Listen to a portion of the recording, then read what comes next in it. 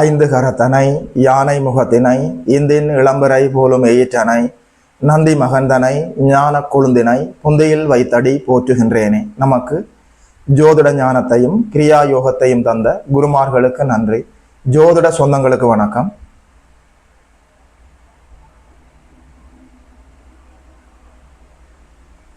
இன்றைக்கு இந்த பதிவில் 2026ஆம் ஆண்டு ஜனவரி மாதம், ஆங்கில மாதம், முதல் மாதம், புத்தாண்டுல மகர ராசிக்காரர்களுக்கு என்னென்ன நற்பலன்கள் எல்லாம் நடக்க இருக்கிறதுன்னு சொல்லி பார்க்கலாம். உங்களுடைய ராசிநாதன் முழுமையாக ஏழரைச்சனி அமைப்புகளிலிருந்து முழுமையாக விடுபட்டு குருவின் வீட்டுல 3ஆம் இடத்துல நல்லபடியாக சுபத்துவமாக இருக்கிறார். 2ஆம் இடத்துல ராகு இருந்தாலும் குருவின் பார்வையில 2ஆம் இடத்தை சுபத்துவமாக பிரம்மாண்டமாக வளர்த்து தருகிறார். 6ஆம் இடத்துல குரு அமர்ந்தாலும் 6ஆம் இடம் சுபத்துவம் அடைகிறது. நேரடியாக 6, 12 அச்சுகளோடு குரு தொடர்பில் இருந்து கொண்டு 2ஆம் இடம் 10ஆம் இடத்தையுமே சுபத்துவப்படுத்துகிறார். 8ஆம் இடத்தில் கேது அமர்ந்திருக்கிறார். 12ஆம் இடத்துல உங்களுடைய ராஜ யோகாதிபதி சுக்கிர பகவான் 5, 10 கூடியவர் ஜீவனாதிபதி 12ஆம் இடத்தில் அமர்ந்திருக்கிறார். உங்களுடைய பாக்கியாதிபதி புதன் பகவான் 12ஆம் இடத்தில் அமர்ந்திருக்கிறார். உங்களுடைய சுகஸ்தானாதிபதி செவ்வாய் பகவான் 12ஆம் இடத்தில் அமர்ந்திருக்கிறார். அமர்ந்தாலும் அது குருவின் வீடாகி குருவின் பார்வையில சுபத்துவமாக இருக்கிறார்கள். புதன், சுக்கிரன், சூரியன், செவ்வாய் எல்லோருமே 12ஆம் இடத்தில் குருவின் பார்வையில் இருக்கிறார்கள். மாதத்தினுடைய நடுப்பகுதியில ஒரு 13ஆம் தேதி அளவில் உங்களுடைய ஜீவனாதிபதி, கர்மஸ்தானாதிபதி, உத்தியோகஸ்தானாதிபதி, உங்களுடைய ராஜ யோகாதிபதி 5, 10 கூடையவர் சுக்கிர பகவான் ராசியிலே வந்து அமர்கிறார். 13ஆம் தேதி அளவில் 14ஆம் தேதி அளவில் சூரிய பகவான் ராசியிலே வந்து அமர்கிற போது மகர சங்கராந்தி, தை மாதம் ஆரம்பம், சூரியன் அப்படியே வடக்கு நோக்கி நகர ஆரம்பிக்கிறார். உத்தராயண புண்ணிய காலம் தொடங்குகிறது. தை, மாசி, பங்குனி, சித்திரை, வைகாசி, ஆண் இந்த 6 மாதங்களும் சூரியன் அப்படியே வடக்கு நோக்கி நகர்வார். தான தர்மம், இறை சிந்தனைகள், ஆன்மீக விடயங்களால் எல்லா நன்மைகளும் ஏற்படும். 16ஆம் தேதி அளவில் செவ்வாய் பகவான் ராசியிலே வந்து அங்கே உச்சமடைகிறார். சுக்கிரனோடு சேர்ந்து பிருகமங்கல யோகத்தை ஏற்படுத்திக் கொள்கிறார்.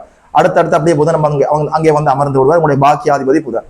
இந்த அடிப்படையில 2026ஆம் ஆண்டு ஜனவரி மாதம் மகர ராசிக்காரர்களுக்கு என்னென்ன நற்பலன்கள் எல்லாம் நடக்க இருக்கிறதுன்னு சொல்லி பார்க்கலாம். மாதத்தினுடைய 13ஆம் தேதியில இருந்து, அதாவது மாதத்தினுடைய பிற்பாதி, முதல் 2 வாரம் அல்ல, அடுத்த 2 வாரம், மாதத்தினுடைய பிற்பாதி 2 வாரம், அதாவது மாதத்தினுடைய 13ஆம் தேதிக்கு பிறகு ராசியிலேயே உங்களுடைய ஜீவனாதிபதி வந்து அமர்ந்து விட்ட பிறகு அற்புதமான நற்பலன்கள் உங்களுக்காக காத்திருக்கிறது. மாதத்தினுடைய தொடக்கத்திலிருந்தே நன்மைகள் ஆரம்பம்.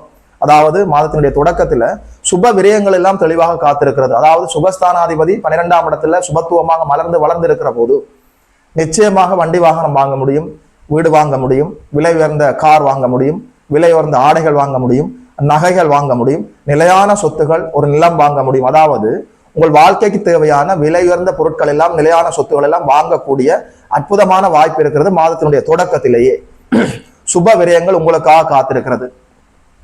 வெளிநாட்டு தொடர்புகளால நன்மை, பயணங்களால நன்மை, தூர தேசங்களால நன்மை. அதாவது எதப்படி இருந்தாலும் மாதத்தினுடைய தொடக்கத்திலேயே மாணவர்கள் கல்வியில முன்னேற்றமாக போகலாம். மாதம் முழுவதுமே வித்யாகாரகன் புதன் உடைய பாக்கியாதிபதி சுக்கிர தொடர்புகளோடு இருக்கிறார். 12ஆம் இடம் ராசி என்று சொல்லி நேரடியாக குருவோடும் சுக்கிரனோடும் தொடர்பில் இருக்கிறார். மாணவர்கள் கல்வியில முன்னேற்றமாக போகலாம், வெளிநாடு சென்று படிக்க முடியும். வியாபார ரீதியாக, அதாவது வருமானம் தரக்கூடிய அமைப்புகள்ல ஒரு பிசினஸ் ரீதியாக வெளிநாடு சென்று வருவதற்கான வாய்ப்புகள் இருக்கிறது. வெளிநாட்டிலே வாழ்ந்து கொண்டிருக்கக்கூடிய மகர ராசிக்காரர்களுக்கு மாதத்தினுடைய தொடக்கத்திலிருந்தே எல்லா நன்மைகளும் நடக்க காத்திருக்கிறது. அந்த நாட்டிலேயே குடியுரிமை கிடைப்பது, அந்த நாட்டிலேயே நல்ல வேலை கிடைப்பது, வெளிநாடுகளிலேயே வண்டி வாகனம், வீடு வாசல் வாங்கக்கூடிய வாய்ப்பு இருக்கிறது. 6ஆம் இடத்துல குரு அமர்ந்திருக்கிறார். வீட்டு கடன், வாகன கடன், லோன் வாங்கி வாகனம் வாங்கலாம், வண்டி வாங்கலாம், கல்வி கடன் கிடைப்பதற்கான எல்லா வாய்ப்பும் இருக்கிறது. 6ஆம் இடத்துல குரு அமர்ந்து விட்டு மறைந்து விட்டார் என்று சொல்லி கவலைப்படுவதற்கு எதுவுமே இல்லை. யாரெல்லாம் சொல்லிக் கொடுக்கிறார்களோ, டீச்சிங், பேங்கிங், மார்க்கெட்டிங், அதாவது குறிப்பாக சொல்லிக் கொடுப்பவர்கள், டீச்சிங்ல இருப்பவர்கள், நீங்கள் ஆசிரியராக இருந்தால், சொல்லிக் கொடுப்பவர்களாக இருந்தால், ஆசிரியர் பணி செய்தால், பெரும்பாலான ஆசிரியருடைய ஜாதகத்துல 6ஆம் இடத்தோட குரு தொடர்பில் இருப்பார். 6ஆம் இடத்துல குரு தொடர்பில் இருக்கிறது அற்புதமான ஒரு விஷயம். 6ஆம் இடத்துல நிற்கிற குரு 10ஆம் இடத்தையும் 2ஆம் இடத்தையும் பார்ப்பாரே. 10ஆம் இடம் உடைய ஜீவனஸ்தானம், தொழில் ஸ்தானம், உத்தியோகஸ்தானம், கர்மஸ்தானம். அதாவது 10ஆம் இடம் ஒரு மனிதனுக்கு சுபத்துவமாக வளர்ந்து மலர்ந்து விட்டாலே நல்ல வருமானம் இருக்குமே. 2ஆம் இடம் வருமானத்தை குறிக்கக்கூடிய 2ஆம் இடம் குருவின் பார்வையில் இருக்கும். 6ஆம் இடத்துல இருக்கிற குரு 2ஆம் இடத்தையும் பார்ப்பார், 10ஆம் இடத்தையும் பார்ப்பாரே. 2ஆம் இடம் உடைய இன்கம், 10ஆம் இடம் உடைய தொழில், 6ஆம் இடம் உடைய வேலை. 6ஆம் இடத்துல குரு இருந்தால் உண்மையில சொல்றேன், வேலை, தொழில், வியாபார, உத்தியோக அமைப்புகள் என்ற தடை தாமதங்கள் எல்லாமே அப்படியே தவிடுபடியாகும். நல்ல வேலை கிடைக்கும். வேலைக்காக காத்து கொண்டிருக்கிறீர்களா? வேலை தேடிக்கொண்டிருக்கிறீர்களா? மனசுக்கு பிடிச்ச வேலை, மனசுக்கு பிடிச்ச இடத்துல கை நிறைய சம்பளத்தோட கிடைக்கும். வேலையை மாற்றிக்கொண்டு அப்படி ஒரு தொழிலுக்கு போக விரும்புகிறீர்களா? சரியாக அமைத்துக் கொள்ளலாம். வேலை தொழில் உத்தியோகத்துல என்னென்ன தடைகள் என்னென்ன அசௌகரியங்கள் இருந்ததோ அனைத்தும் அப்படியே விலக போகிறது. நல்ல வருமானம் வரப்போகிறது. 2ஆம் இடம் இதுவரைக்கும் உங்களுடைய பேச்சை கேட்காதவர்கள் உங்களுடைய வார்த்தைகளை மதிக்க போகிறார்கள். 2ஆம் இடம் சொல்றது அதாவது அதி அற்புதமாக ராகுவின் இருப்பால பிரம்மாண்டமாக சுபத்துவமாக மலர்ந்திருக்கிறது. ராகு 2ஆம் இடத்தில் இருந்தால் 2ஆம் இடத்தை கெடுப்பார். குருவின் பார்வையில சுபத்துவமாக பிரம்மாண்டப்படுத்தி மலர்த்தி தருவார். அதாவது 2ஆம் இடம் வளர்க்கிற போது நல்ல வருமானம், உங்களுடைய வார்த்தைகளுக்கு நல்ல மரியாதை இருக்கும், குடும்பத்துல நிம்மதி இருக்கும், நிம்மதியாக சாப்பிட முடியும். 2ஆம் இடம் உங்களுடைய சாப்பாட்டை குறிக்கிற இடம். 2ஆம் இடம் ஒரு மனிதனுடைய யாதகத்துல பிறந்த யாதகத்துல அசுபமாக பாபத்துவமாக இருந்து விட்டால் உணவு இருந்தாலும் சாப்பிட முடியாது, காசு பணம் இருக்கும், வடிவாக உணவு உட்கொள்ள முடியாது, அஜீரண கோளாறோ ஏதோ ஒரு சிக்கல் இருக்கலாம், அல்லது வறுமையின் பிடியில் இருக்கலாம். எது எப்படி இருந்தாலும் 2ஆம் இடம் சுபத்துவமாக பிரம்மாண்டமாக வளர்ந்திருக்கிற போது நிம்மதியாக நீங்கள் சாப்பிட முடியும். உணவு, தூக்கம், இருப்பிடம் இதுதானே ஒரு மனிதனுக்கு அடிப்படைகள் எல்லாமே சரி செய்து தரப்படுகிறது. உடைய வார்த்தைகளுக்கு மரியாதை இருக்கும். நல்லபடியாக வெளிவட்டார பழக்க வழக்கங்கள் உங்களை எல்லோரும் மதிப்பார்கள். ராசியிலேயே உங்களுடைய ராஜ யோகாதிபதி மாதத்தினுடைய 13ஆம் தேதியில அமரப்போகிறார். மாதத்தினுடைய முற்பாதியிலேயே குருவின் வீட்டுல குருவின் பார்வையில் இருக்கிறார். கௌரவம், பெயர், புகழ், அந்தஸ்துக்கு ஒரு குறையும் இருக்காது. 7.5 சனி காலங்கள்ல உங்கள் பெயருக்கு ஏற்பட்ட களங்கம் எல்லாமே அப்படியே விலக போகிறதே.